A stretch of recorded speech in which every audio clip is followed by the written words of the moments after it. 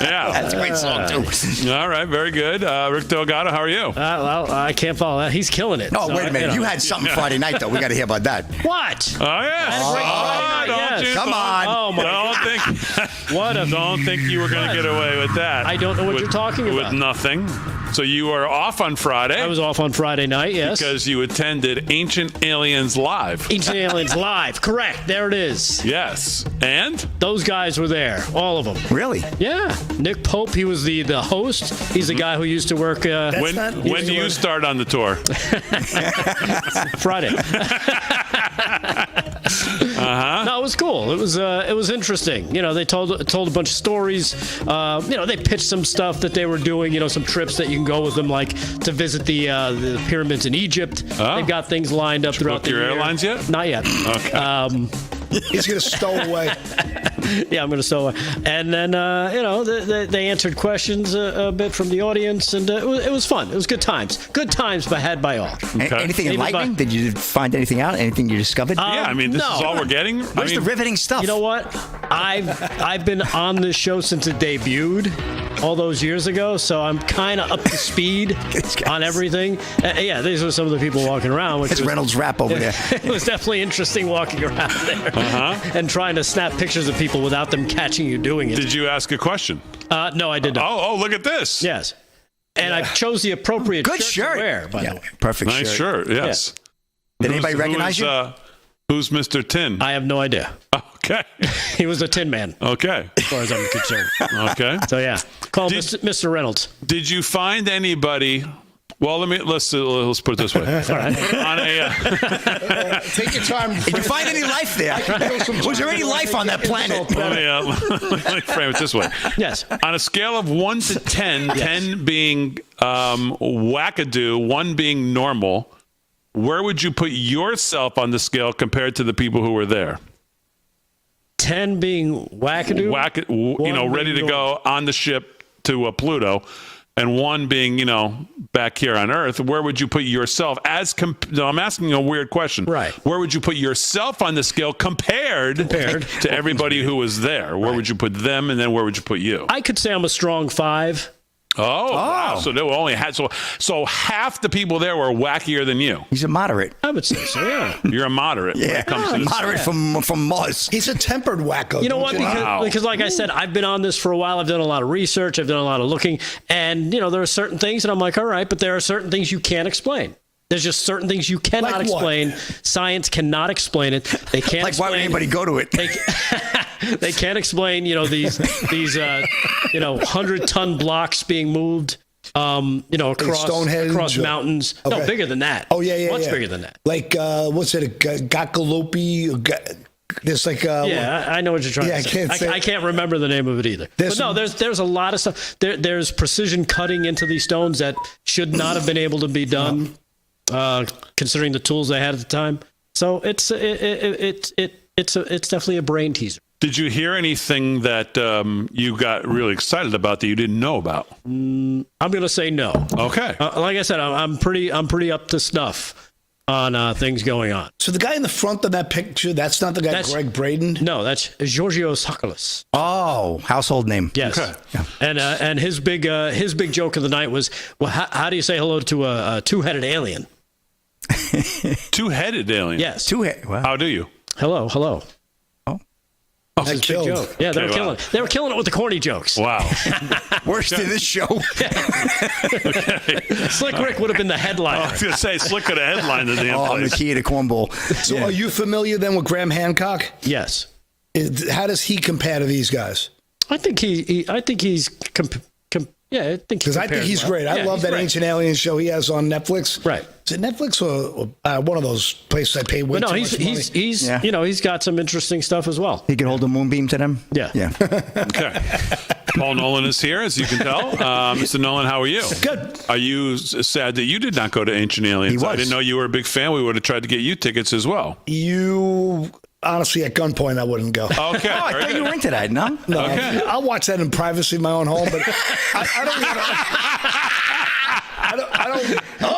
you know, you are the company you keep. I most certainly didn't want to be there. Okay. All right. How was the rest of your weekend anyway? Very nice. The wife and I celebrated our 28th anniversary. Wow, that's awesome. 28. Wow. We went into the city and congratulations. We spent the night. We saw a show on Broadway. Oh, what'd you see? I don't want to tell you. Let me guess. I shouldn't say it. The audience is going to kill me. Did your wife pick it? I'll bet it was Anne Juliet. No. No? Okay. But across the street from the hotel I was at was Othello with Jake Gyllenhaal and the great Denzel Washington. But you can't get tickets. It's an 8-week run, and the cheapest ticket is $800. Did you see a musical or a play? I saw a musical. I saw the Michael Jackson musical. Oh. And, it was it was actually outstanding. But if you could just put aside the diddling. Yeah, well, his history. So, yeah. But my wife loved Michael Jackson. Everyone loved his music. They did a great job showing the story of his life. But I know the chat's going to kill me, but I didn't want to admit it. Okay. But we had a really nice meal in the city that, you know, Where'd you go? It cost me 2 thumbs and a toe, along with $400. Steak? Yeah, steakhouse, the Palms. Outstanding. Oh, you went to the Palms. Yeah. Okay, very good. All right. So, nice weekend. All right, very good. And congratulations again. Yep, 28 years. And you've never had a fight. 28 years. And half of them very, very happy. Best 3 of your life, I know. And Big D, you had a busy weekend too, no? I did. I went to Marist. That's right. On Saturday morning with my son, trekked up to Marist University. Marist. And then we tracked back down to Iona University on our way home from Marist. So we did the double New York, Westchester, New Rochelle stop. A long day. Huh? Basketball programs in both. Any chance he could play? No, both are Division I. He's not going to play Division I or Division II. Just by his height, he's ruled out of playing Division I or Division II. But they both have club basketball. But Marist, I did not realize, is very liberal arts. Really? Yeah, much more than I thought. Like, wow. He wants to be a business major, and they don't even, they have a business program. They don't even talk about it. Like, we get there, we go into the thing, and the first thing they talk about is going abroad. Everything, all they do is push abroad, go abroad. We got this abroad. I'm like, well, why are we all here? How about we talk about where we're here? Right. Like, how about this campus? What's the sticker price on that Communist Factory? Oh, I don't know. Only a bargain, like 70. It's amazing. They lob $70,000 as the sticker price, and then they do you a favor and only charge you $42. Yeah, it's scam. This whole thing is such a scam. The whole thing. Yeah. Here's a set of tools and an orange jumpsuit. Go to work. And then we went to Iona. And Iona was nice. Iona is like a very small, about 5,500 students. Really? I thought it was bigger. Campus, nope. 5,500 undergrad, about 1,000 graduate. Campus is very compact.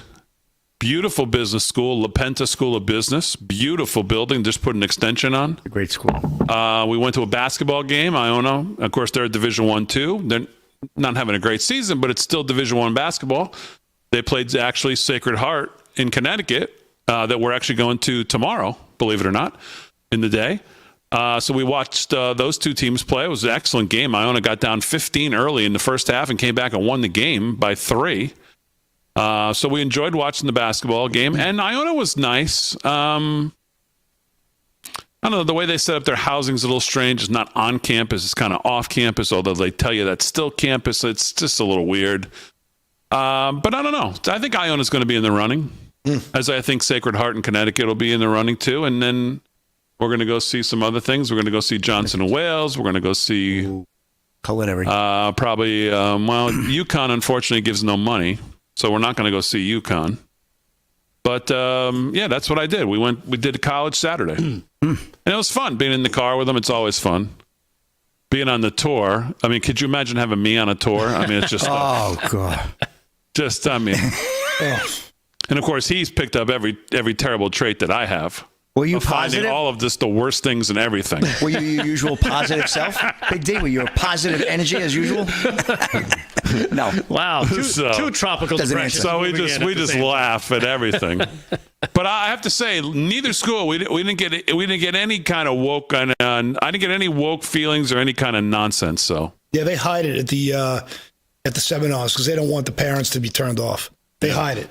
Well, I'll tell you, both They schools get them in private. That's what they. What both schools need to do is they need to get some better people to give you a tour, because if that's what you're relying on for your first impression, neither one of them was a big hit. I have to tell you, they both were actually awful at what they were doing. So, anyways, what's going on in the news today? Is there anything going on, man? All day I just felt like, obviously, other than the markets crashing, right, due to the tariff uneasiness and not really what's going on. And let me just say to the Republicans, if your message is going to be, hey, don't worry, hang tight while we change things, living in this compact political season that we live in, I'm not really sure that's the greatest messaging to adapt, which is what I saw a lot of today on social media.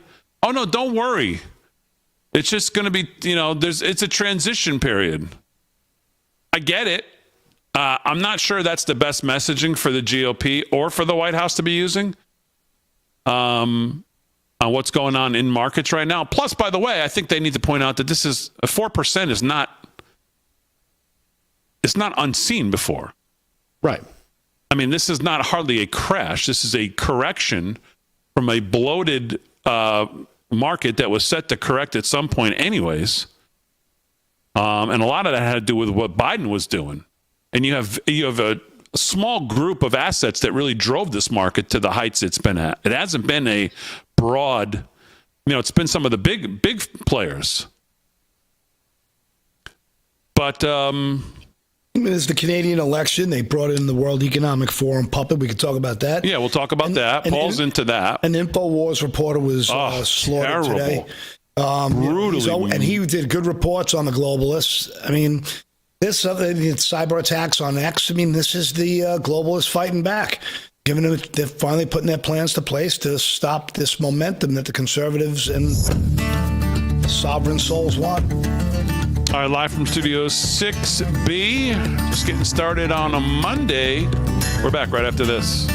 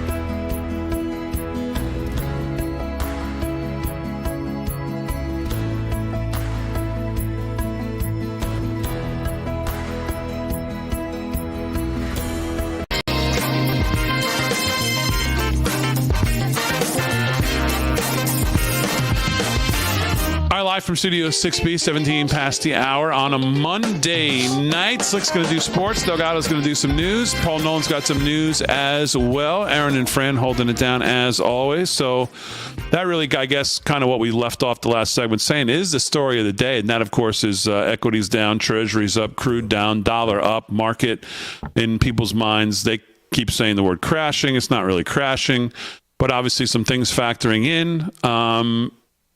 I think if you talk to market participants, they would say, well, 2 + 2 is 4. Anybody who knew tariffs were going on knew that this was going to happen, and here we are. Trump fails to rule out recession. I saw that in the, I guess the presser he did on Air Force One, I guess was where he first maybe was asked about it, and he didn't deny it. I've been saying that I don't think we'll know as bad as the underlying economy is for quite some time that Biden left. Howard Lutnick, Commerce Secretary, says Trump will not ease up on the fentanyl-related tariffs, the steel or an aluminum tariffs, which take effect on Wednesday. And the market's just overall, NASDAQ today saw its worst day since 2022, I believe. And I think the fears over what we've started to hint at on the U.S. economy and the underlying economy and the recession and the Atlanta Fed real GDP has gone from a plus 2.8, I believe, for the first quarter. That was back at the end of last year. Now it's at a negative 2.5. And but the good news there is that the New York Fed and the Dallas Fed disagree with those numbers. So maybe there's a little bit of they have different numbers. They think it's at +2. Dallas Fed, yeah. Yeah, I mean, there's a lot of disagreement in a lot of things. Michigan, I saw their inflation report was talking about inflation spiking back to 4.3. Everybody thought that was out of their mind. So there's a lot of that kind of disagreement going on right now. But the end result is this is what tariffs do, especially when it's seemingly there seems to be like, okay, it's on, it's off, it's on, maybe we'll tailor them down, maybe we'll ramp them up. There's a lot of it's not really set. And of course, the market does not like indecision whatsoever. And now you're hearing people saying, well, did they really think about it? I'm sure they thought about this a lot. I would think the president and his team really thought about this stuff when you game it out. And I think they probably thought the stock market had to be not a sacrificial lamb, but I think they had to think at some point it had to be. Because if you want people to think that people are taking your tariffs seriously, the market would have to have reacted like this. If the market was still rolling, they'd say, well, no one's taking these seriously. Yeah, very good point. So I think they had to have, when they thought about this, think that the stock market, and the president has said as much, there's going to be a time of transition, I think is the word he used. But as we see manufacturing grow, we see businesses and infrastructure coming back to the States, we should see a bounce. I mean, the short term, we knew there'd be blood in the streets, and we knew that it would take a little time for this to take effect. I mean, I think all of us agree that taxes lowered would help, and an interest rate from a Fed that would be a little bit cooperative, maybe even if it was just a good gesture of a 0.5 point reduction. Well, the people are wondering if that's what's almost being forced in some ways. The United States has a lot of debt, I think to the tune of $7 trillion of debt maturing in the next 12 months. $7 trillion in debt. Is that a lot, D? Is that a lot of money? That is a lot of money. No one can even figure out how much money that is. Refinancing that debt at current levels, current bond yields would be almost untenable for the country to do. In the past, we've showed extremely costly. Oh yeah, devastating. But we've showed people in the past, just in scale, what $1 billion in a warehouse looks like compared to $1 trillion. It's so astronomical, staggering, the amount of money, because it's just a word to us. Right. And then you stack it up times 7. Okay, well, now we're at 36 trillion. It's wow. It's Yeah, They wouldn't miss $1 million if we skimmed off. I think the danger. I mean, I don't know how long it's going to go for. I mean, I don't know, and I don't think we should expect the Fed to cut rates. I think if anything, you get the Fed to hold rates. I think the job numbers probably don't. I think the job numbers can only probably get progressively worse as we get into the year. And as I've said, I think the underlying economy, we won't know how bad it really is what Biden left, and how bad the bubble is that he grew through his debt issuances until later on in the year. But I think the Trump team knew this is probably going to happen to some degree, but I think there's a lot of dangers in it too. I think they have to be very careful. You don't want to cause a stock market recession. Right. And you don't want the economy to get into some place where it just stalls. You don't want stall speed in the economy as well. So there are a lot of risks involved with playing this game. Yeah, and I believe it was Larry Kudlow. I'm not sure if it was him that said this. He said, but the market has predicted 3 out of the last 10 recessions. He goes, so it's not really a good indicator in terms of being as accurate as people think. Oh my God, there goes the market. We're going into recession. Well, this market has not priced in a recession. I can tell you that 1,000,000%. There's no pricing in of a recession right now. If a recession was pricing in, we'd be down a lot more than 4%. Right. And in terms of the job numbers, I don't know if you saw this. I think I saw it over the weekend that actually the job numbers, U.S. citizen job hires is up as opposed to immigrant hires, which are going down. So that's a positive trend in that, American citizens are getting back to work. They're the ones being beneficial. And let's face it, when we've had the last few years, the biggest job creators being, the federal government. You're not really getting growth from the federal government because the federal government, they have to pay those people that they've hired, right? And where do they get that money? From you and all of us. Yeah. So they're not really creating anything to generate income. They're just taking taxes to pay for these people. Yeah. So that's not really job creation. It's not even remotely close to job creation. So, I mean, once you start factoring in, I guess, those cuts that hopefully will be coming soon, hopefully we'll see a positive response. Yeah, because a lot of people look at what's going on in the market if this continues down and we wipe away, we wiped away $1.1 trillion, I think, today alone. People are going to say, well, we're doing all of this because and again, I think we all understand why Trump's doing it. We need to reshape how we deal with our partners around the world. And there's going to be some pain in obviously doing that. And he has the testicular fortitude, let's call it, to actually step up and do it. So there's certainly going to be pain. But the problem is when people look at this to pure numbers, they say, well, whatever the trade deficit is with China, if we're going to wipe away $5 trillion in wealth from the U.S. markets, and let's say how much of that is held by China or by the rest of the world, maybe, 20%, a fifth of it. Yeah. If we're still going to have a $1 trillion trade deficit when it's all said and done with China, what's the win we're getting by wiping away $5 trillion out of the market? We're still going to have a $1 trillion deficit with China. The deficit with Canada, who is also in the middle of this, is really peanuts, 150 billion or whatever it is. It's not a ton. So what's the win in wiping away $5 trillion by doing what we're doing? So that's the other side of it. What's the win in that? What are we getting out of it? If the trade deficit with China still remains the same when it's all said and done. So there are a lot of risks to play in this game. But I'm sure they've gamed it out. We have the American workforce. We have the American ingenuity and people and the consumers. So I think in the long term, I think we'll win. All right, we'll do some sports and news live from Studio 6B. Just getting going on a Monday.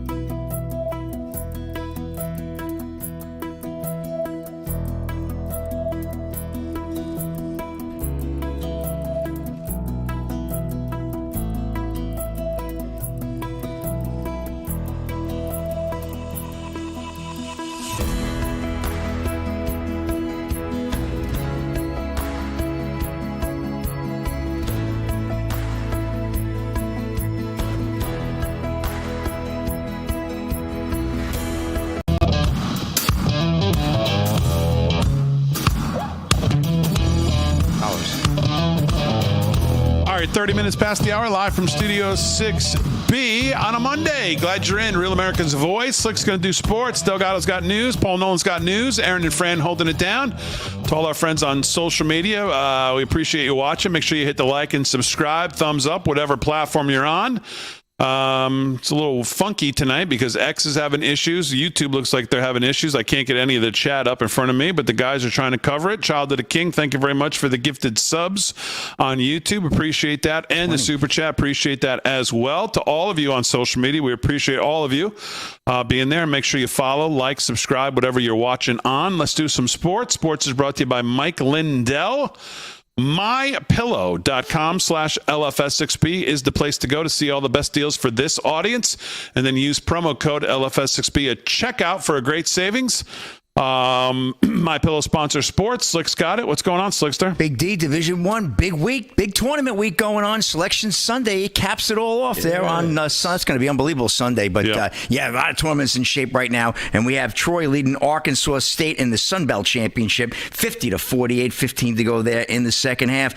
Wofford over Furman, 62-61, 10 to go there in the second. We got Oakland leading Robert Morris, 61-55, and Montana State over Idaho State, 41-29 at the half. Let's get to the NHL right now on the ice. Sabres and Oilers up in Buffalo tied at 2, 8 to go in the second period. No score, Red Wings Senators, end of one period there. Blackhawks at Avs, 9 p.m. puck drop. Maple Leafs at the Utah Hockey Club at 10 p.m. NBA action to the hardwood we go. Hawks right now down in Atlanta leading the Sixers 64-53. Minute and a half to go there in the first half. We have the Celtics 52-44 over the Jazz, 32 to go there in the second. Also late second, Nets right now trailing the Lakers by 45-44 in Brooklyn. We got the Heat over the Hornets 56-45, 2 to go there in the second. I'll give you some more NBA scores in the next sports report. Eagles enthusiastically accepted invite to celebrate Super Bowl win at the White House. Dylan Gwynn of Breitbart reporting. The Philadelphia Eagles did not just accept, but enthusiastically accepted President Trump's invitation to celebrate their Super Bowl championship at the White House, according to NBC 10 in Philadelphia. A White House official confirmed the report to NBC 10 and NBC 10 and NBC Sports.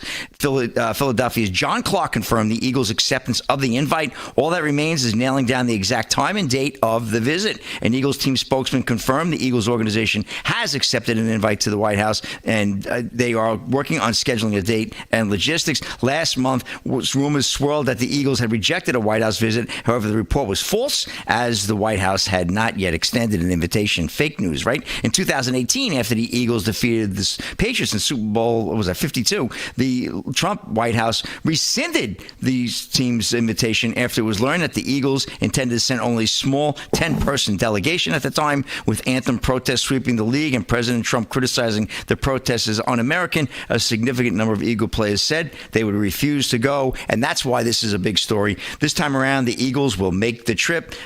Eagles owner Jeffrey Lurie has primarily donated to Democrats and criticized President Trump. If he and his team are willing to enthusiastically accept an invite from the president, it gives hope that other championship teams will choose to accept their invitations to the White House. And why not, right, Big D? I know for sure Florida Panthers had a hell of a time when they accepted their Stanley Cup trip there. I guess that was back in like late January. It was a great time. So, and I got a couple other stories. I'm going to do a little rodeo later on. We got to get an Iditarod wrap-up update. We know everybody's waiting on the edge of their seat for that, and I'll get back to you on that, Big D. That's a Rapid Sports. Back to you. Okay, Slick, very good.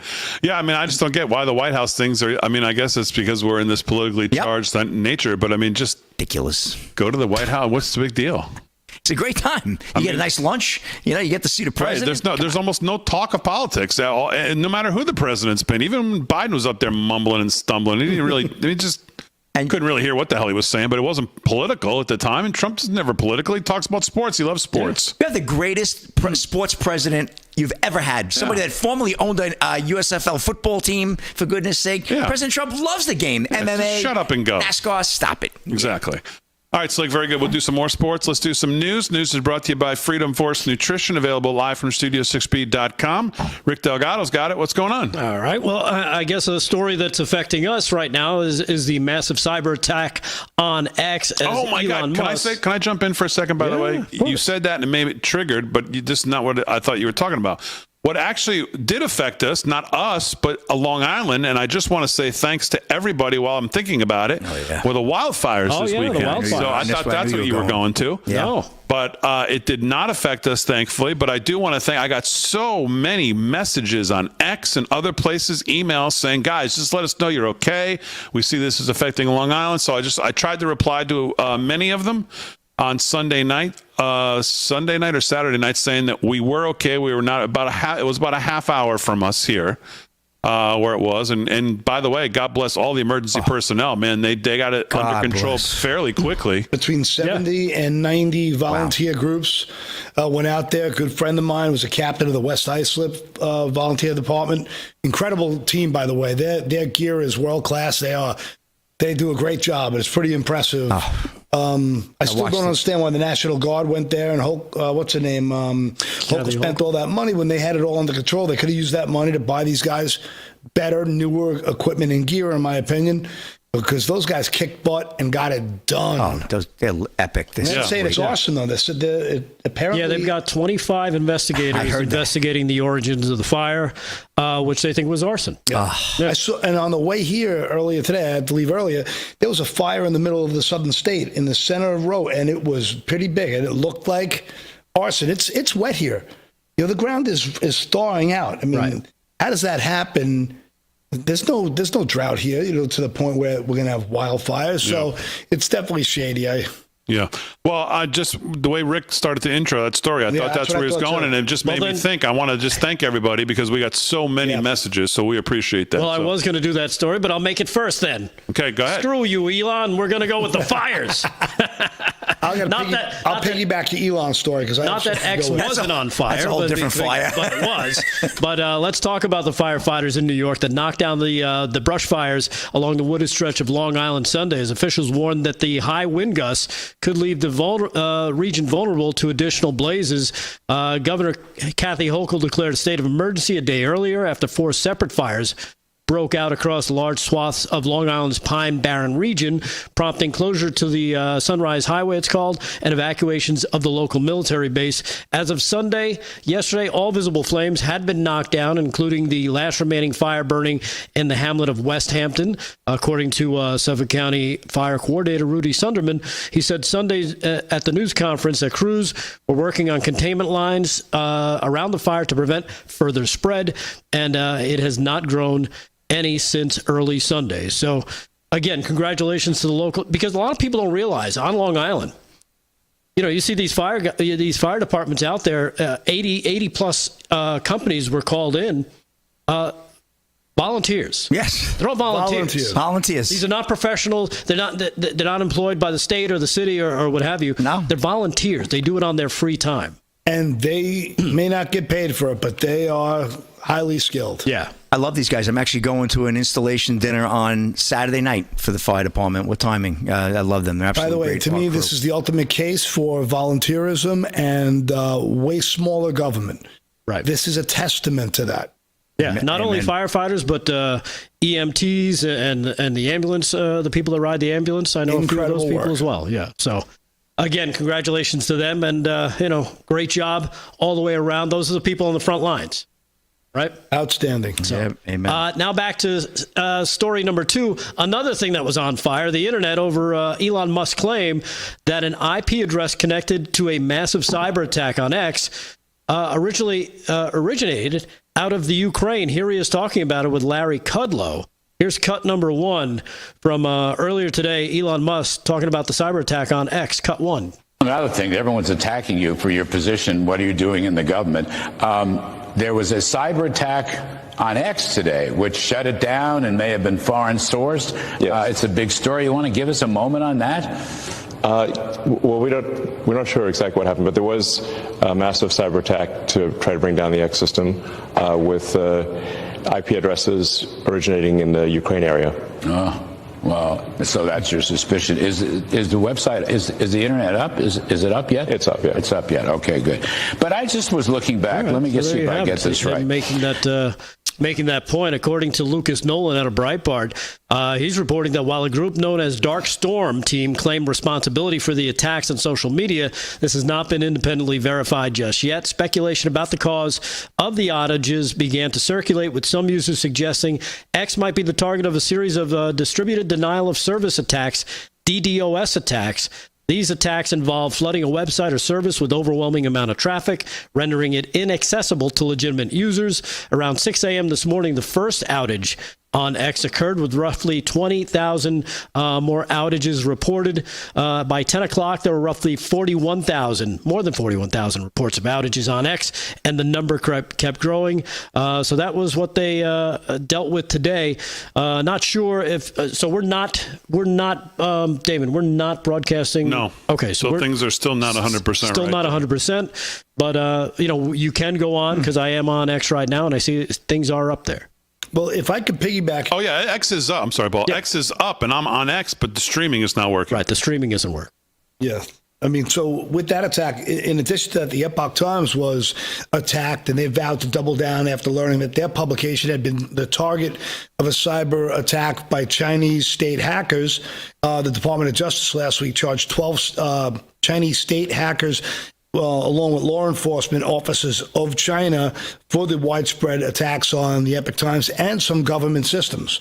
So the hacking, this is more of what we're seeing of, this is, I think we'll see a lot more of this going forward. So I just thought it'd be an interesting story to piggyback with yours. Yeah, and then to, kind of piggyback off of that, as you see, newer media, these newer platforms being attacked. Jamie White, writer and reporter for the controversial InfoWars, was killed last night following an incident outside his apartment in Texas. Alex Jones announced this. Officers arrived at about 11:57 p.m. on Sunday with reports of a shoot-stab hotshot emergency on the streets of Austin. According to Austin Police Detective Leah Ratliff, upon arrival, officers found a male in the parking lot with obvious signs of trauma. He was transported to the hospital, where he was pronounced deceased shortly after. Alex Jones confirmed on a show that the victim was his own InfoWars reporter, Jamie White. Said the crime took place outside the reporter's home, located just a few miles from the studio.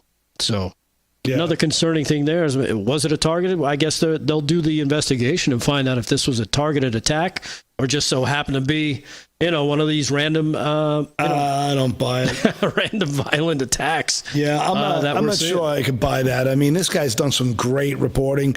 I know that everyone thinks, Jones is hard to listen to because he's such a blowhard. Right. But you see him all over the place. Alex was right.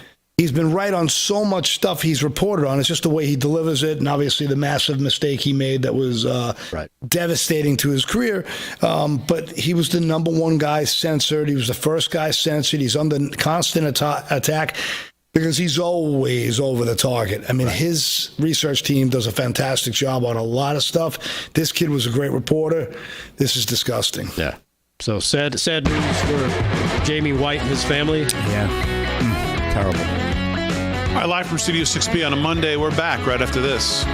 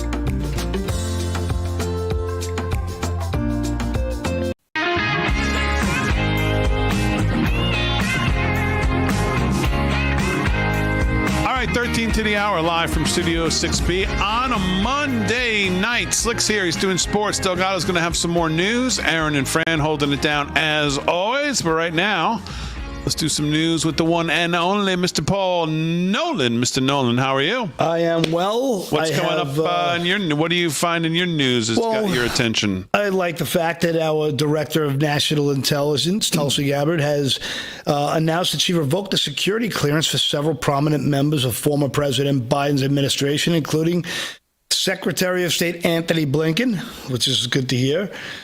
She cited that the directive from President Trump, which also included people who helped target him through criminal cases such as Manhattan District Attorney Alvin Bragg, New York Attorney General Letitia James.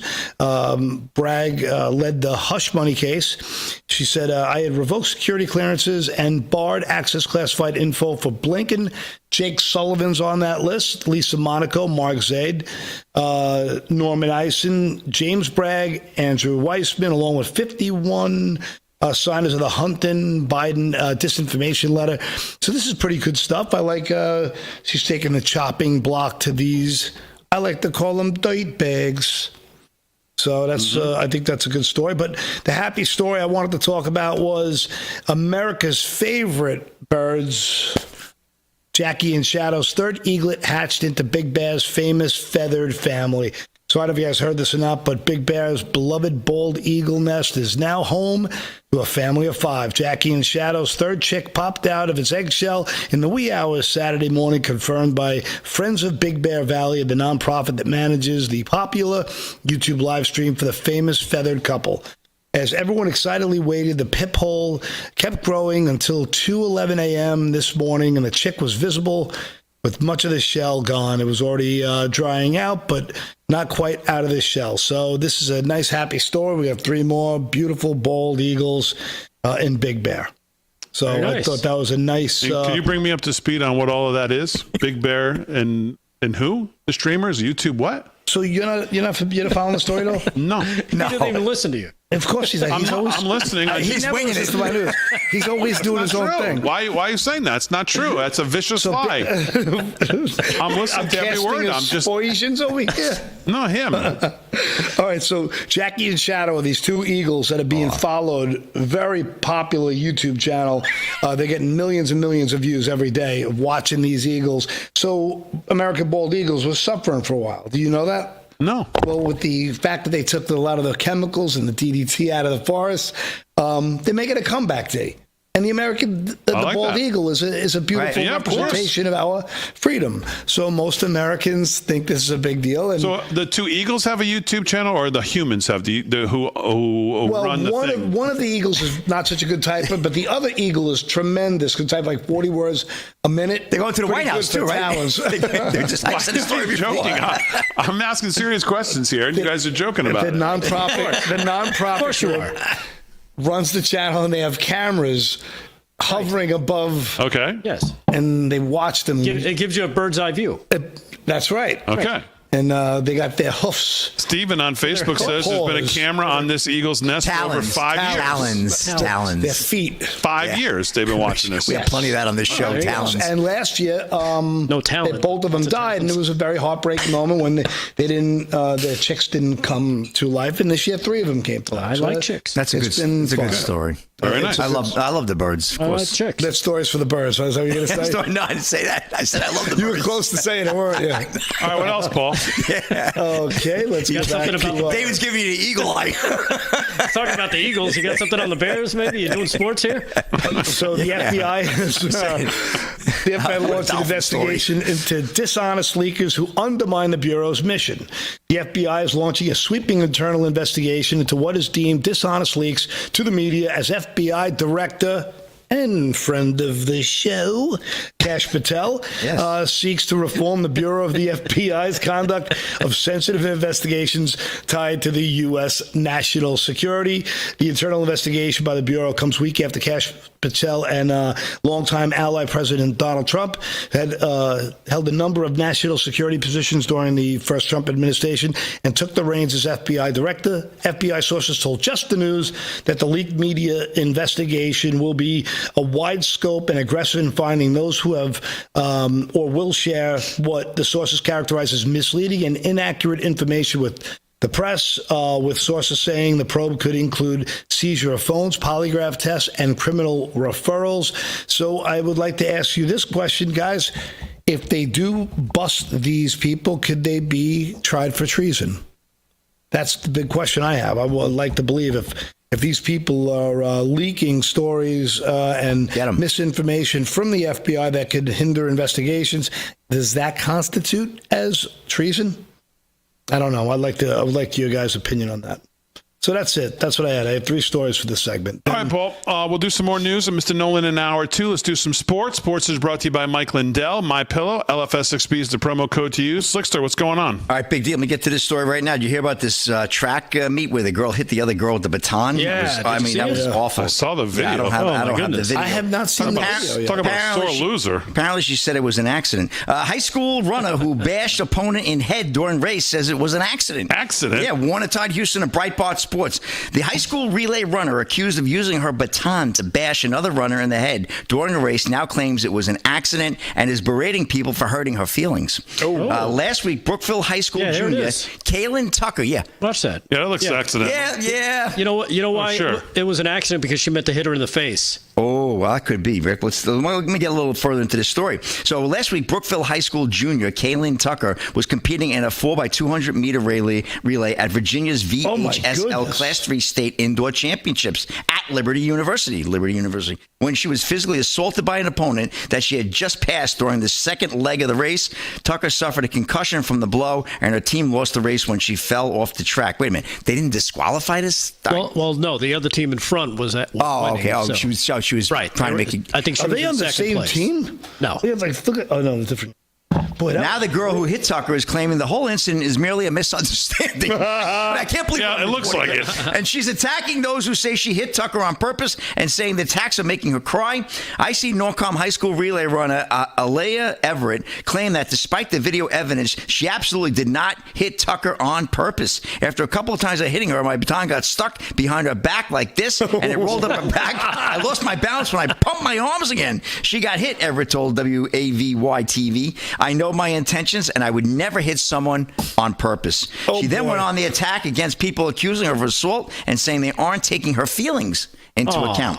Everybody has feelings, so you are physically hurt, but you are not thinking of my mental, Everett said. They are assuming my character, calling me ghetto and racial slurs, death threats, all of this off a 9-second video, which was pretty emphatic. Even though she was served with court papers over the incident, Everett's family members stand behind her. The family also insists that Everett tried to apologize to Tucker over social media, but Tucker blocked her, and Everett can now not reach the injured girl. The Virginia High School VHSL issued a statement about the incident. Now, here's the statement. The VHSL does not comment on individuals or disciplinary actions due to FERPA, F-E-R-P-A. The league said the actions taken by the meet director to disqualify the runner were appropriate and correct. We thoroughly review every instance like this that involves player safety and with participating schools. And they'll probably give you an answer like when somebody makes a correction in the newspaper and they put it on page 93 when they make a major headline correction. You'll never hear about it. But wow, that to me was blatant attack. And I don't know how the hell you could come out saying that was an accident. So if I have it correct, do I have eyes there? I mean, she's the victim. Is that what? Yes, she's the victim now. Yeah, because her feelings are hurt. hurt. Her feelings are hurt. This girl's got a cracked cranium, and it's her feelings we're worried about. Oh, my God. Pass the baton. That's a wrap. All right, that's a wrap on hour 1. Hour 2 coming up live from Studio 6B right after this.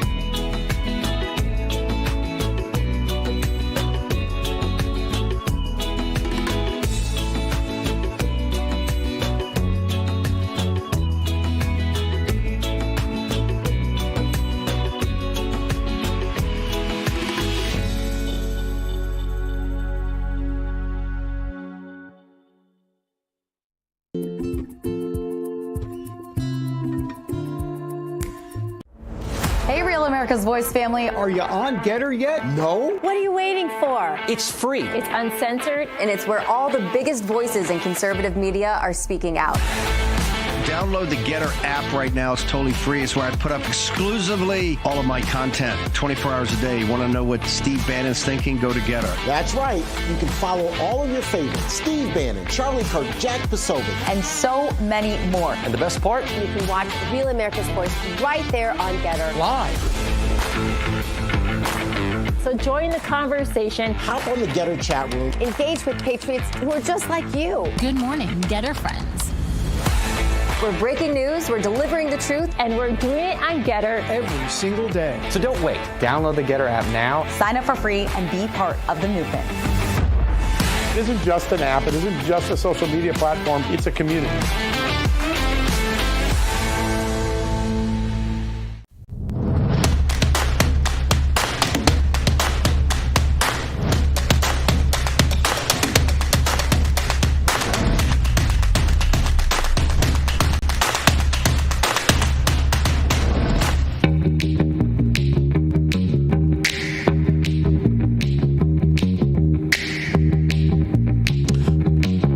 Hour 2, live from Studio 6B, 9 p.m. on the East Coast, Real America's Voice. Glad you're in on a Monday, brand new week getting started, March 10th. As the year continues to just fly by, right? Man, 10 days already into March. First quarter's almost in the bag. First quarter's almost in the bag. Markets are continuing to crash. It was 60 degrees today in New York. 60 degrees today. It's going to be about 55 tomorrow. Cats are sleeping with dogs. It's anarchy. Next 10 days, the weather's still all looking pretty good here. Slick's going to do some more sports. Paul Nolan's doing some news. Delgado's doing some news as well. And, of course, government spending's taking the spotlight here in the next couple of days as we work towards reconciliation. And we have this juxtaposition now of the Republican Party and even people within the Republican Party who are usually very unified in how they vote and think about spending. Rand Paul, Thomas Massie, Chip Roy are the three that come to mind. They're the three that get the most flack for not just blindly going along with Republicans, spending. or then people feel like, oh, they're not supporting Trump if they don't vote for this copy and paste clean CR. And something you want to talk about? Oh, concerning what you're saying, Thomas Massie, what he said. Did you see what he said? No, but why don't you tell us? He said, unless I've had a lobotomy that makes me forget what I've witnessed the past 12 years, I'll be a no on the CR this week. Oh, there you go. So that's exactly to my point of what I'm saying. It's just mind twisting, some of it, because again, people who have been pretty steadfast in their way they think about these things, like Massie, who is not seemingly throwing everything he says he believed in out the window. And I guess I'm not saying that others are doing that. They have their reasoning. I'm just not sure the reasoning is sound. Because, again, it comes down to there's always some reason not to do the job for the Republicans. And it was a clean CR back in November or October, whatever it was, we were told. We had to do that to get to this time. And it just seems we're always told something to get to the next one. And then the next one comes, and then we're told something else. But I'm trying to be fair because I don't know, maybe there's something I'm not understanding, which certainly is possible with everything. Yes. That would not be an uncommon occurrence of me being confused on something, obviously. So I'm listening to Chip Roy, because he's one who's usually right there with Massie and right there with Rand Paul, and he would be a hard no on cut, copy, paste last year's budget to take us through the rest of this fiscal year through September 30th. And as I played you the video when Massie went on with Daniel Horowitz last week, can you imagine funding USAID, which is what's going to happen if we, again, copy-paste from last year, USAID, that Doge has been in the news more than anything else. USAID. Everybody knows USAID now. It's on the tip of everybody's tongue. Can you imagine funding that in this, as we did last year? So Chip Roy went on today with Ben Shapiro and explained why we're all wrong in thinking, I guess, like Massie and Rand Paul. Rand Paul says he's a hard no. Thomas Massie says he's a hard no. Chip Roy says he's a yes, where normally he would be a hard no as well on this. And here's some of his reasoning. Yeah, Ben, look, I'm not a huge fan of the kick the can down the road continuing resolution as the best form of government, how we fund our government.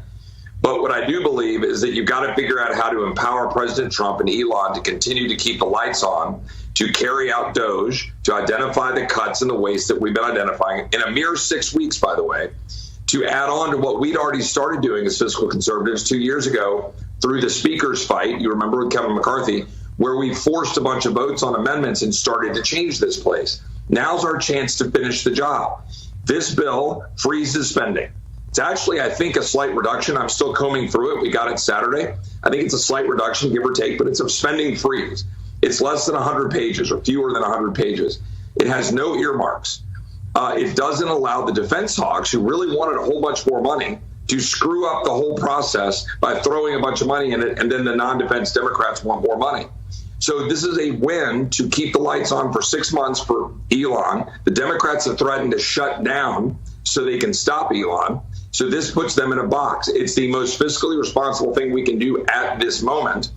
But then we'll have to do our job in the appropriations process for this next cycle, which, by the way, this appropriation cycle ends on September 30th. So we've got to get all that passed for FY26 by September. So we should focus on that and then get reconciliation done, which is where we deal with mandatory spending and tax policy. So it's a win. I think the president wants it. We want it. There's a handful of holdouts who are saying, oh, it's not good enough. Guys, this is a win to freeze spending and to give them power to continue to find cuts in DOGE. Okay. I mean, there's Chip Roy, someone that I would normally look to see where he stands on all this, because he normally is right there with Massey and Rand Paul and usually others. I told you this 2 weeks ago, the headline in the Washington Times, Freedom Caucus ready to pivot to keep the government open. Not something I would have had on my bingo card. How does DOGE stop doing what they're doing if they were not to pass a CR? They're not funded. They're not. Yeah. I mean, how does that affect DOGE? Can someone explain that to me? And you know what? Actually, I was watching it on the network when I saw Ben Domenech. Is that the way you pronounce it? Domenech, yeah. Domenech. And he said, to the liberal on the panel there, said, I love the idea of them shutting it down because then DOGE can do even more. According to him, it frees up DOGE to actually do a lot more looking, because then there's less people to stop. There's less mechanisms that can stop them if the government is shut down. So he thought it was a good idea for the government to actually, get shut down. And we all know shut down is what? Basically 82% still, everything still gets done. It's just a discretionary 18% doesn't get sent out or paid, whatever. But he seemed to think it was a benefit for DOGE. So you have Chip Roy saying it would be a benefit to keep the lights on to help DOGE find more. And you got this guy turning around saying, no, it's actually a benefit for DOGE. If the government shuts down for a little bit, it gives them more opportunities to find stuff with less resistance. So I don't know. I don't know. Yeah, I'm not sure on the reasoning of this whole thing. I'm not sure how it starts. I don't know how DOGE shuts down if the government shuts down, and they're not funded by the government. Elon and his people are Elon and his people. That doesn't change. So now we're normally it's like we're screaming about the Republicans not having the you-know-whats to shut government down and actually pick the messaging and actually go message to the American people what they believe in. And the Democrats, of course, always rolling them in all of these things. And now here we are where the Democrats want to shut down. And the Republicans want to pass a clean CR. Chip Roy says it's a win. Rand Paul and Massey say no. Why would we cut, copy, paste, and fund everything that DOGE is finding this waste in? That makes less than 0% a sense. I mean, the last thing you could look at is their re-election bids. Who's in a position to get unseated if this doesn't go well for them? I don't know. Nobody wants to be made to look the bad guy, because if the government does shut down, who gets blamed every time, no matter who does it? The Republicans. Yep. So, of course, the media is going to run with that. The Democrats are going to run with that. And next thing you know, these guys who are maybe, had a decent amount of coverage or they thought they had enough, positive in the positive side to sustain something like this, all of a sudden they're getting a little nervous, like, oh, no, I still got another year and a half till re-election. This could kill me. I could be done before we even get to the first of next year. So, look, I have no idea what to think here. But I have one question. Do you think Chip Roy is kind of playing ball with Trump because he's gone head-to-head with Trump in the past, and this is his way to pucker up, if you will? Could be. I mean, because that's the vibe I'm getting out of this. That could well be. Because he's butted heads, and get in. If he ends up in Trump's crosshairs, he's going to have problems getting money down the road. So I don't know what to think here. He said, he said tonight on X, I'll defend Thomas Massey all day on this, by the way, for those going after him, despite my open support of this 6-month CR spending freeze for reasons I've explained. It freezes spending. It takes out earmarks, gives a runway for Trump, DOGE, and OMB. Very important, by the way. We haven't spoken about that. Russ vote to expose and cut. But he should be voting his conscience, which is often right in these matters. And, of course, as we said, he says he's a hard no. Massey, that is. So I think part of what you say there, Paul, could be true. Maybe he just sees this as the least of all of the evils that could be a clean CR, freezing spending, and figures, I take so much grief every time this comes around. Maybe this time, since I don't think this is the worst thing I've ever seen in the world, this is my time to take the lead and get out front in support of it and look like I'm supporting the president. Yeah, that's kind of the vibe I'm getting. Yeah, I think that's very possible. Andrea Weinberg today in the American Thinker explains it this way. She says there's a fight looming in Congress, not between Democrats and Republicans, but between Republicans and Republicans. With Trump on one side and Massey on the other, the issue is whether to continue funding the government. Usually the Democrats want to keep the spending going. Republicans want to stop it, but things are a little bit more complicated this time. If the Democrats were a normal political party, they'd celebrate getting the government cleaned up. However, they're not normal, so they can't celebrate. Thus, two things are becoming clear. First, when it comes to waste, it's the government unions, which almost entirely owe their fealty to the Democratic Party, that are largely responsible. Second, and this is the really important one, the corruption all flows to the Democrats. I contend that if DOJ exposes and is allowed to continue to proceed unchecked, something that will be unaccompanied by turning off the spigot on everything that doesn't benefit America, the Democrat Party is over. That's because it's been the primary beneficiary of the government's cash flow. Every NGO, every activist group, every media outlet, all of them are kept alive through your taxpayer money. No money equals no Democrats. But here's the kicker. The only way that DOJ can keep working is if Trump doesn't start to collapse in the polls. The one sure thing that can cause this collapse is a recession. If that happens, Trump's presidency is over. Currently, Trump has a razor-thin margin in the legislature. If Republicans get spooked by a recession and stop supporting him, he's dead in the water. Moreover, if he's dead in the water now, he can't maintain a legislative majority in the midterms. The grand Trump experiment to make America great again and the world safe again will end. So Trump must maintain some sort of economic status quo while he works through everything else. That's where we get to Representative Roy's interview with Shapiro. According to Chip Roy, a fiscal conservative, the current continuing resolution is meant to maintain that status quo for Trump. It'll keep him safe as he works on all other things to redo his reform magic. So I guess that makes a little sense. We think about it that way. In the bigger picture of how tight a rope they are trying to walk with all of this.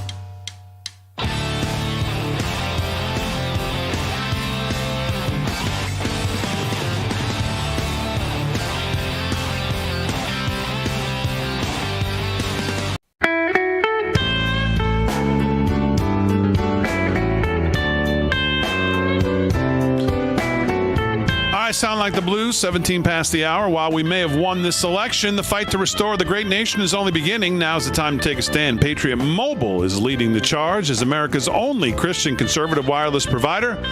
Patriot Mobile offers a way to vote with your wallet without compromising on quality or convenience. Patriot Mobile isn't just about providing exceptional cell phone service, it's a call to action to defend your rights and freedoms. With Patriot Mobile, you'll get outstanding nationwide coverage because they operate on all 3 major networks. If you have cell phone service today, you can get cell phone service with Patriot Mobile. Plus, you can get a coverage guarantee. But the difference is every dollar you spend supports the First and Second Amendments, the sanctity of life, and our veterans and first responders.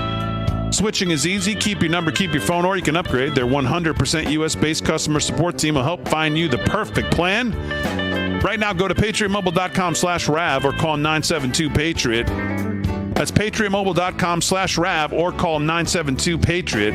And get a free month of service with promo code RAV, R-A-V. Switch to Patriot Mobile today and defend freedom with every call and text that you make. Visit patriotmobile.com/RAV, patriotmobile.com/RAV, or call 972-PATRIOT. Well, you don't go out and buy a life jacket when the boat's already sinking. Nope. And you don't buy gold when the economy has already collapsed.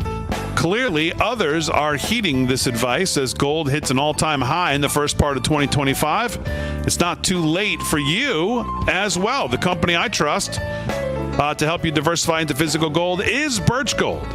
Company to buy your gold from. Birch Gold specializes in helping you convert an existing IRA or 401k into a tax-sheltered IRA in physical gold for no money out of pocket. Just listen to this 5-star review. Quote, knowledgeable, helpful, not pressured.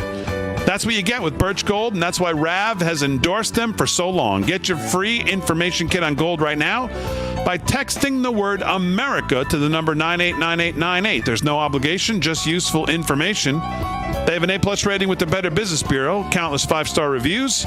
Text the word America to 989898 and let the experts at Birch Gold help you secure your future today with gold.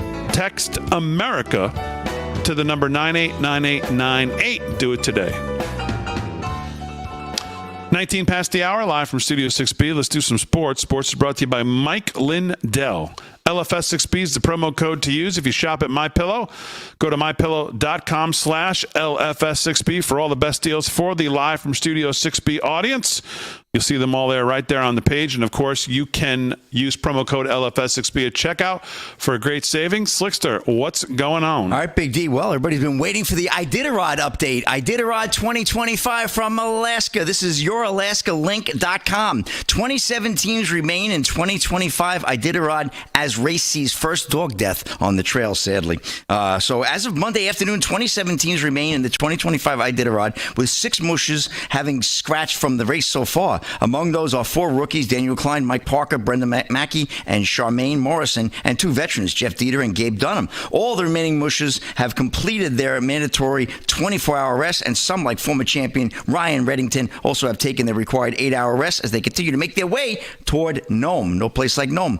Anyway, sadly, the race was also seeing its first loss. A 4-year-old dog named Ventana, racing with rookie Daniel Klein, has passed away on the trail. The dog collapsed near the Galena checkpoint and could not be revived. Ventana was pregnant at the time of her death, and necropsy results are still being reviewed. Despite the challenges, the remaining teams are pushing or mushing forward, with many of them now looping back up the river, hitting the second checkpoints in Grayling, Eagle Island, and Caltag. Once they reach Unalakleet, they will be 3/4 of the way to Nome. No place like Nome. And right now, Jesse Holmes, bib number 15, is in the number 1 position. So we'll keep an eye on that for you and keep the reports going as we wind up the Iditarod 2025. You asked for it, we're reporting it. And a couple of quick slick Rick headlines here. Well, what do you know? Seahawks agree to assign quarterback Sam Darnold to a 3-year deal. Aaron's getting Justin Fields as a quarterback for a 2-year deal. How do you like that one, Aaron? Wow. And I'm actually pretty happy about it, to be honest. I really liked what he did when he was with the Steelers. I mean, he was, leading the team for the first couple weeks before Russell Wilson did take over QB1. Yeah. So I'm very excited. I hope, he's going to be back with Garrett Wilson and Jeremy Ruckert, who he went to college with. They played very well together. So hopefully that connection will, come back and do well for them. And he's a much more mobile quarterback than Aaron Rodgers, where rigor mortis was like setting in towards the end of the year there, where he didn't have the scrambling ability of a Justin Fields, who's a big threat in the run to run the ball as well. That'll help the team, and I think he'll do. I think he'll do very well with the Jets. I think it's not a bad pickup for them. I agree. Rick got some bad news with the Yankees today. Oh, Garrett Cole, he'll miss the 2025 season. He's got Tommy John surgery going on. Yeah, I think his surgery goes in tomorrow, so that's a big loss for the Yankees. That is a huge Their loss. ace, their number one guy. So that's really a sad story there. Well, what are you going to do, Rick?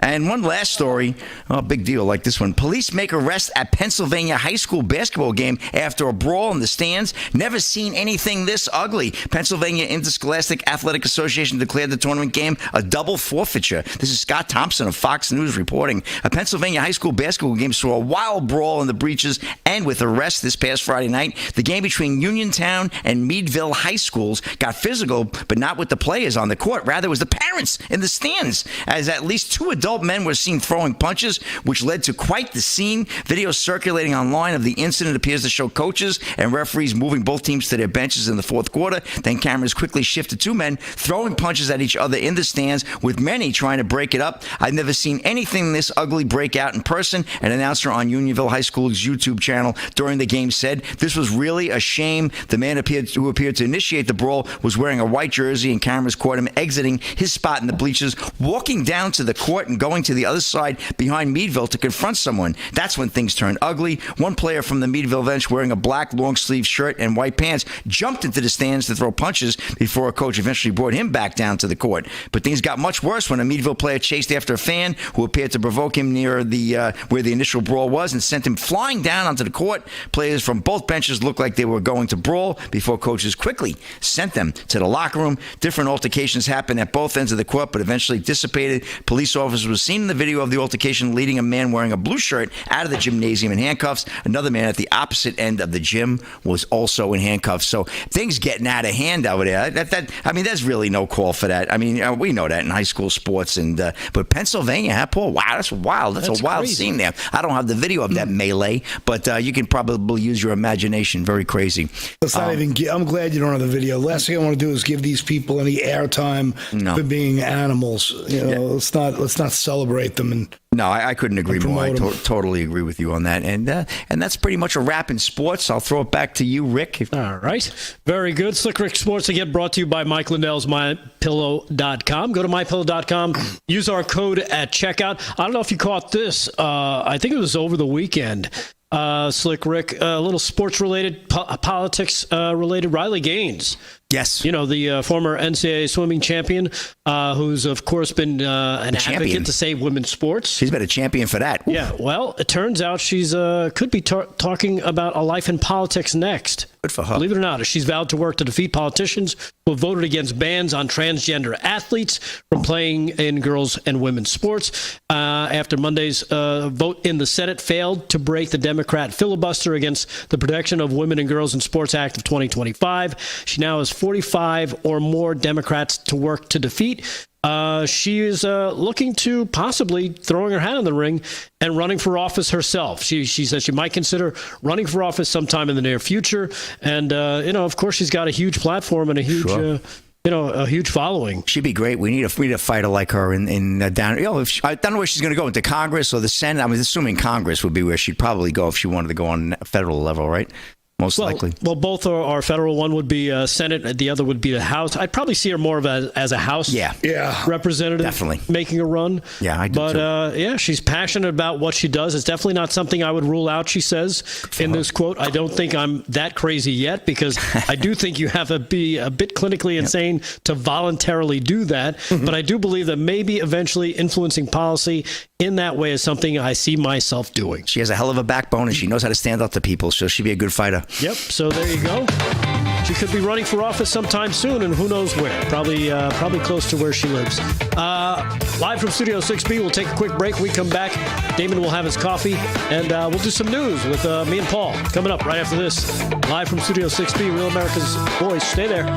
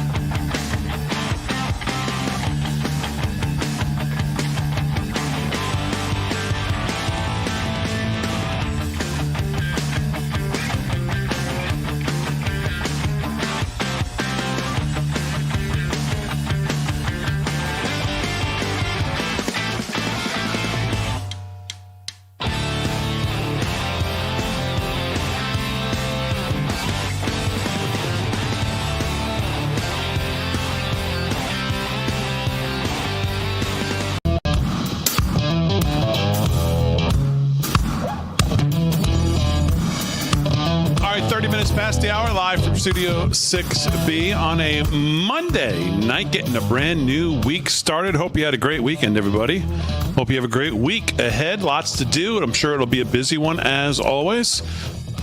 Slick's doing sports. He'll do some more before the end of the show. Paul Nolan's got some more news coming up as well. But right now, let's do the news with Rick Delgado.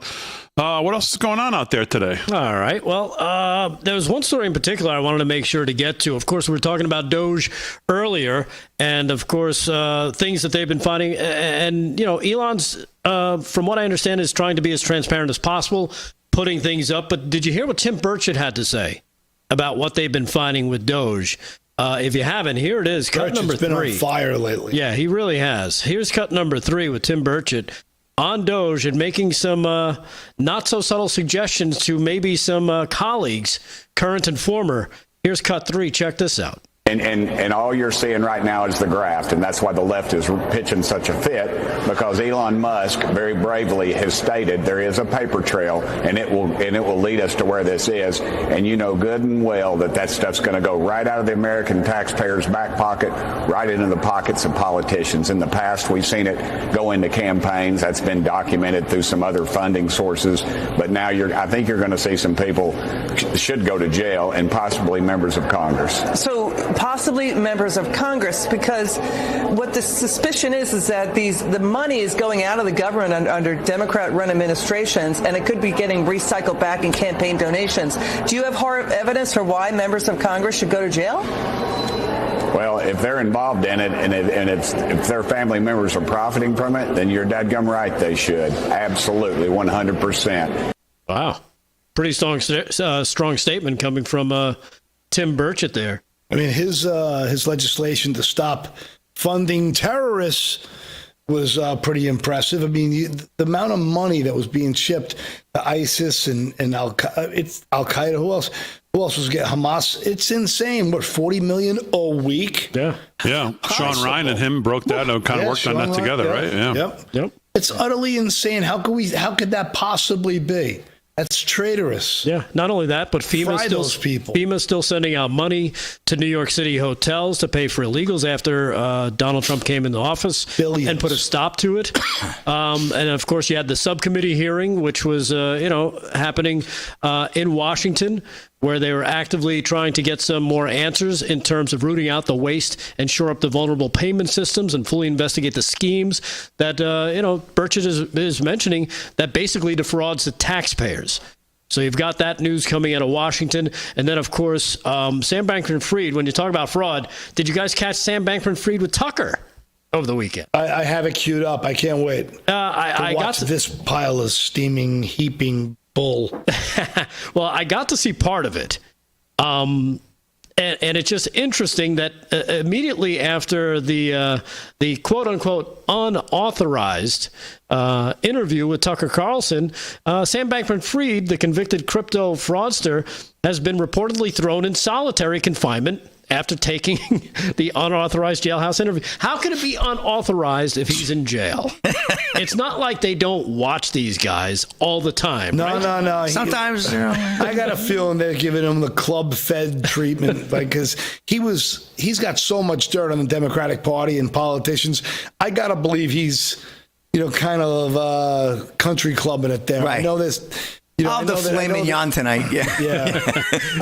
I'm not sure he's not getting special treatment. Well, according to this, Bankman-Fried appeared in the video call released Thursday with the former Fox News host, Tucker Carlson, from Brooklyn's Metropolitan Detention Center, where he's been held for the last 18 months. The interview was his latest push in an apparent long-shot campaign to get a presidential pardon to his 25-year sentence. But after the video went live, Bankman-Fried was moved to solitary, and a spokesman for the Bureau of Prisons said this particular interview was not approved, according to the New York Times. Again, how does a prisoner get to use a video cell phone and do an interview for not 60 seconds?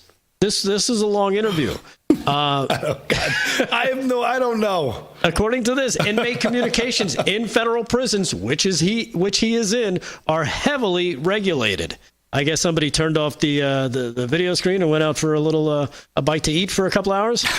In 2023, the disgraced tech mogul sentenced to 25 years for stealing more than $8 billion. The 33-year-old has been pleading his case after FTX went bankrupt. Of course, you know what happened from there. But I just find it interesting that now the people that run the prison, who look after the bad guys, who we're supposed to trust, are all like, oh, my goodness, we didn't know he was doing an interview, and we didn't know it was going to be with Tucker Carlson, and we didn't know it would be broadcast. In Thursday's interview, Bankman-Fried also revealed that what it was like living with alleged ex-gangsters and high-profile cellmates like Sean P. Diddy Combs. And speaking of Combs, Bankman-Fried says he's been kind to me. It's a position no one wants to be in. Obviously, he doesn't, and I don't. It's kind of a soul-crushing place. So there you have it. Well, you steal $8 billion. You really shouldn't, have your soul pampered when you think about it. When you think about it. Yeah. So there you have it from Sam Bankman-Fried. And I don't know if you caught this as well. From the weekend shows. I'm sure you did, Damon, because you do that stuff for us. So we don't usually I do, but I have to say this Sunday I did not watch 1 second of one Sunday show. Coming off the college tour on Saturday, I did not see anything Sunday morning. All right. Well, this is CBS's Margaret Brennan, as she, of course, the big thing.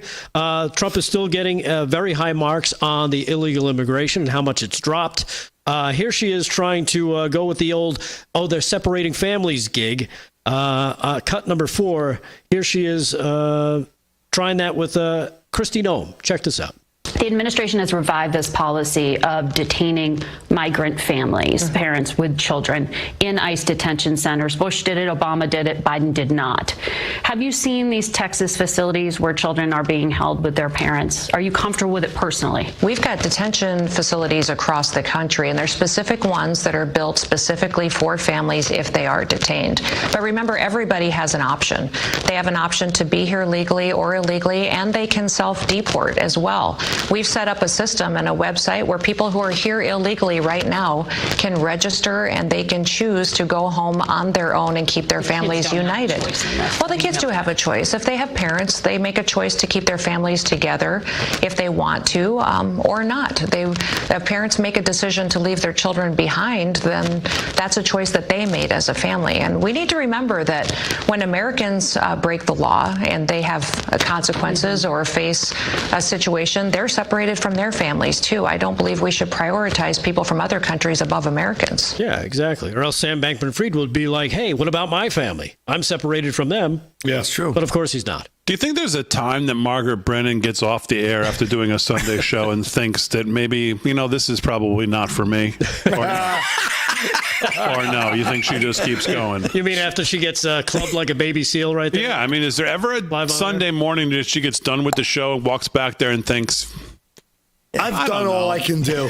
Yeah. I have set the bar so high. I'm not very good at this. This is really, I should go find something else to do. It's time for public television programming. I think she would quit because she thought she's a genius. The money's too good, I guess. She's achieved new heights. Right, I guess the money's too good. It's good work if you can get it. Yeah, That's what you call a prostitute. Because she can't get done with these shows after getting, just absolutely obliterated every week that she has anybody that has an IQ higher than 10 on the show and just smacks her around. I mean, she can't get off the air and think, I don't know. Yeah, like she has this different view of what happened. Like, oh my God, I was great there.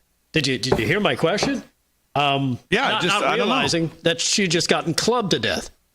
Yeah, it's just brutal every Sunday. I don't know how you do it every Sunday. Yeah, she gets baby sealed all the time. Just amazing. It's just terrible. She is so bad at it. Yeah, but she keeps coming back for more. This is so arrogant. You know what? And I go back to, remember when J.D. Vance, was it her that he Yes, of course. And this is why they go on, because they're so terrible, because they suck so bad. It's like, I'm going to look great here. I might as well. Yeah. I mean, who's watching?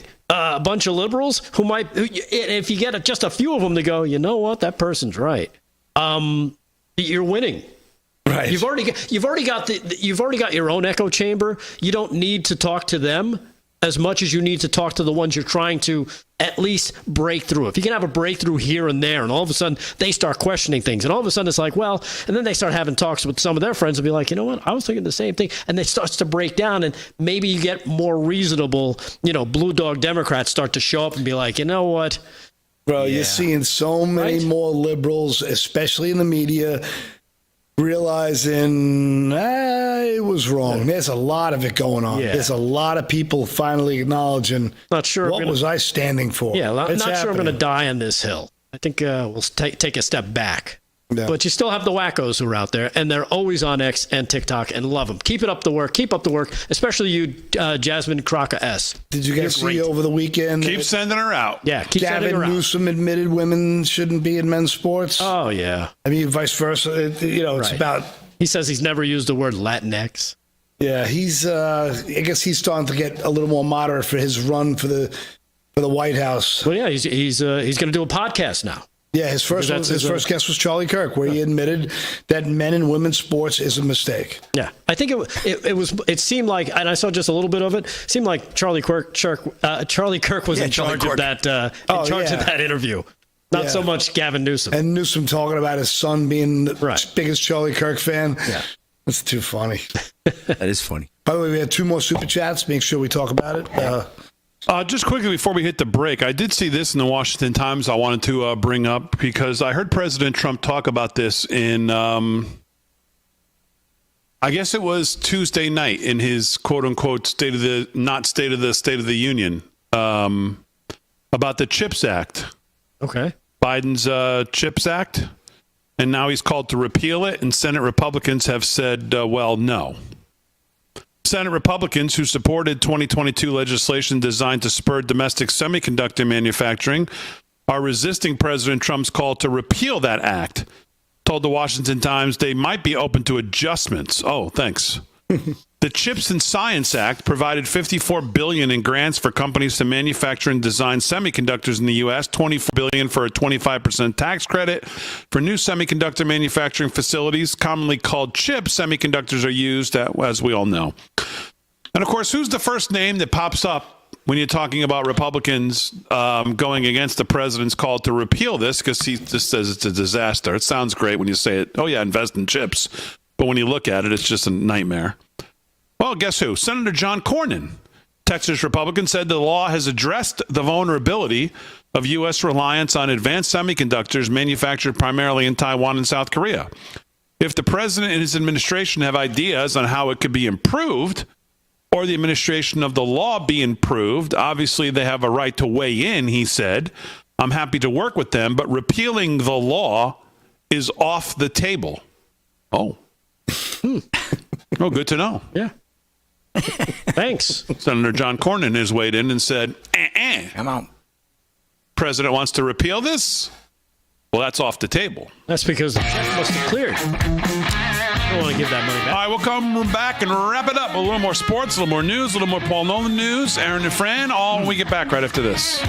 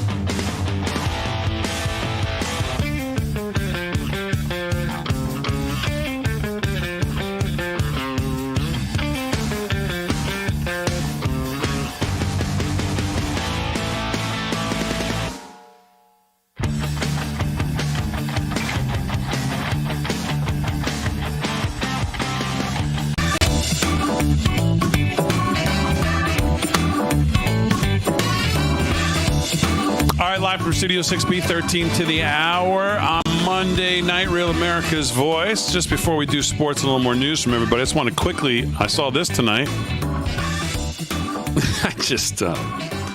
Semaphore reports Democrat Chris Murphy. Oh, I saw that. Has left his wife for Tara McGowan, who runs a large Democrat propaganda site purporting to be local news.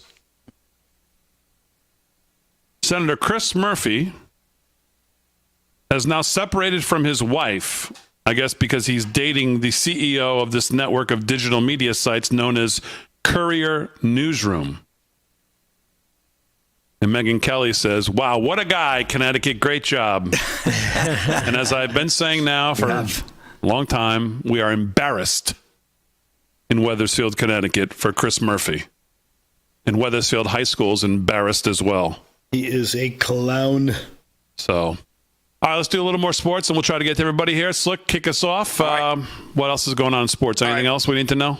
Just one quick sweep of the scoreboard. Big D, just a couple of NCAA games right now. In final, in OT, Robert Morris 79-76 over Oakland. Montana State downs Idaho State 80-66. And Troy topples Arkansas State 94-81. NHL action. Senators lead the Red Wings 1-0. About 18 to go there in the third. 51 seconds to go in the first. No score. Blackhawks and Avalanche. And in the final tonight, Sabres over the Oilers 3-2. Maple Leafs and Utah Hockey Club 10 p.m. Puck drop. Well, what do you know, Big D? NHRA is back in season. We're fired up now. We had the Amalie Motor Oil NHRA Gator Nationals. I actually caught some of it. Good stuff over the weekend. Gainesville Raceway in Gainesville, Florida. And we have the winners. Top fuel went to Sean Langdon. J.R. Todd took the funny car. Friend of the show, Erica Enders, who watches the show, Pro Stock. And then Cage Herrera took the Pro Stock motorcycle. Pro Mod was Jose Gonzalez. And if I have time for just one more quick one, Big D, I want to get in one rodeo result if I may. I don't know if I may. Can I? Do I have 2 minutes? Rodeo Houston? Go ahead, Slick. You got sure. All right, Houston. Well, I know we're in a wrap here. NRG Stadium, Big D, big rodeo, bareback riding. Bear with me. We're in Super Series 2, third round, and here we go, bareback, and the winner was Lane McGee, 88 points on Survey Championship Rodeos, wired up. Hey, I'm all revved up. What can I tell you? If they're NHRA, steer wrestling. Travis Monroe, 4.5 seconds in the third round. Team roping went to Coy Britton and Colton Britton, the Britton brothers, 5.9 seconds, $3,000 apiece there. Saddle Bronx, saddle up Rick. Leighton Green, 85.5 points on Survey Brothers Rodeo. Don Juan, they're a beauty there. And we got the Italian roping. Look at Rick, he's poking around by the back of me. Third round, Joel Harris, 7.8 seconds. Barrel racing, third round, Jamie Olsen, no relations to Jimmy, 14.74 tenths. And last but not least, oh, thank God. Bull riding. Come on, Big D, where's your rodeo hat? You come on, man. Wacy Shalalala, 88 points on Bailey Rodeo's Unjustified, $3,000, which is exactly what you're doing right now. You're unjustified in your mocking of the radio here.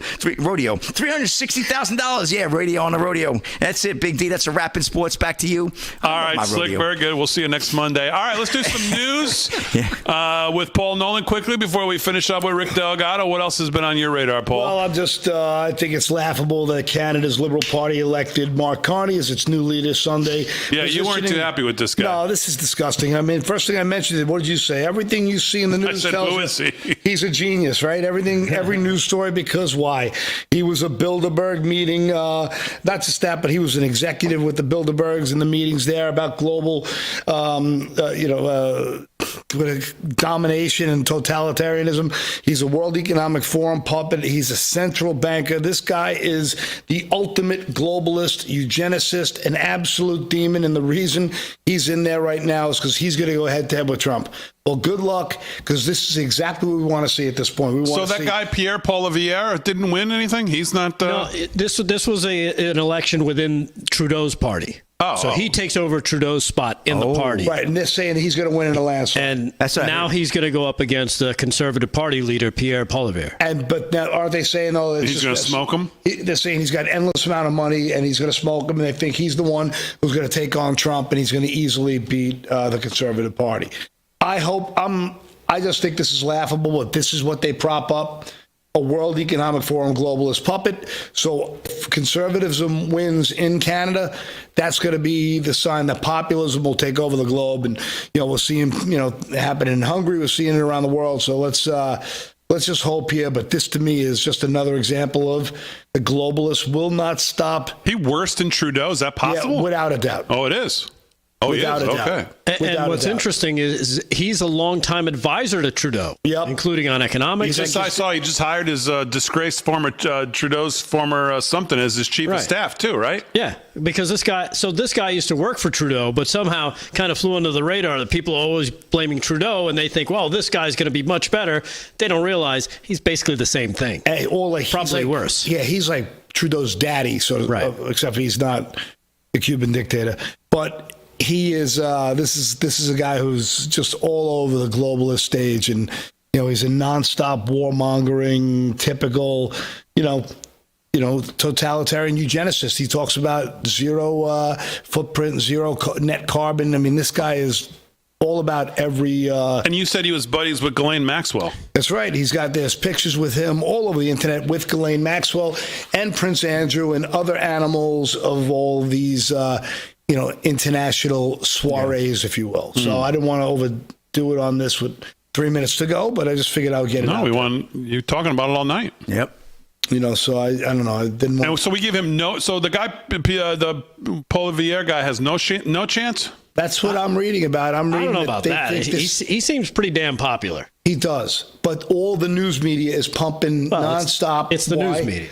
Yeah, because why? The AP is the Associated Propaganda, as Elon Musk calls it. Reuters, same thing. All these places bought by the same groups, and they're just going to keep pummeling your brain with the same information that he's a genius, that he can handle Trump, that he could take on big, bad, evil orange guy.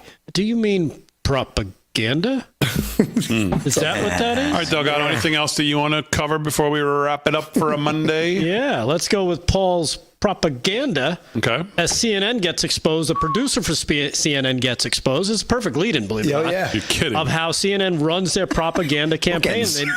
And then they mention Matt Gaetz in particular. Here's cut number 2. Check this out.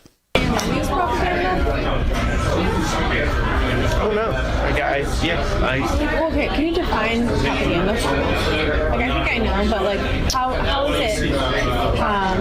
How do these guys not know they're on? If the agenda say is to like Matt Gaetz right now, he's this Republican, he's a problem for the Democratic Party because he's so conservative, right? And he can cause a lot of hiccups in passing of laws. How old is this? I'm not really sure. It just came out today. It would be great for the Democratic Party to get him out. So we're going to keep running those stories to keep hurting him and make it so that it can't be buried and just settled outside of court and just if we keep pushing that, it's helping us. That's propaganda. It's helping us. Yeah. That's how they do it. They focus in on a target. They come up with stories. It's not the crime and find the criminal. It's let's find the guy and then we'll make up the crimes. Right. And they do it in this respect.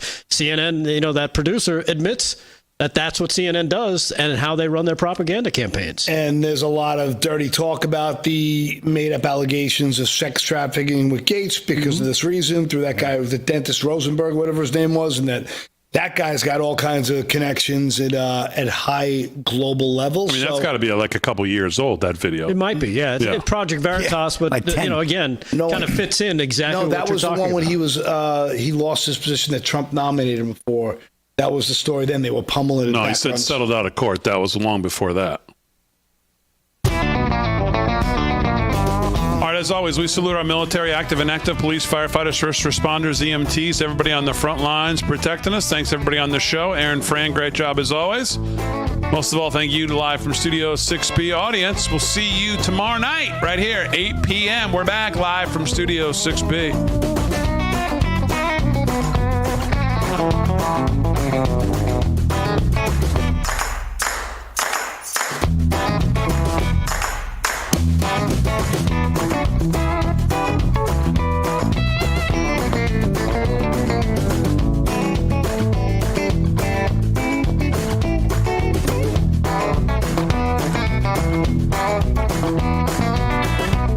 Bye.